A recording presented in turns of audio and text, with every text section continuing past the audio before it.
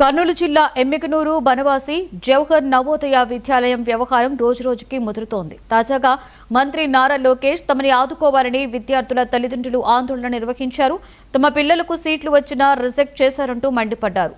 6వ తరగతి విద్యార్థుల ఎంపికపై ఈ వివాదం రాజుకుంది. ఉత్తీర్ణత సాధించిన విద్యార్థులతో పాటుగా తల్లిదండ్రుల నిరసన చేశారు. గతంలోనూ 2-3 సార్లు ఎగ్జామ్ రాసిన విద్యార్థులు చాలా మంది ఉన్నారని, మా పిల్లల విషయంలోనే కక్ష సాధింపు ఎందుకని విద్యార్థి తల్లిదండ్రులు నిలదీశారు. క్వాలిఫై అయిన 40 మంది విద్యార్థులకు సీట్లు రిజెక్ట్ చేశారని, తమ పిల్లలకు సీట్లు ఇవ్వకపోతే ఇక్కడే ఆత్మహత్య చేసుకుంటామని తల్లిదండ్రులు చెబుతున్నారు.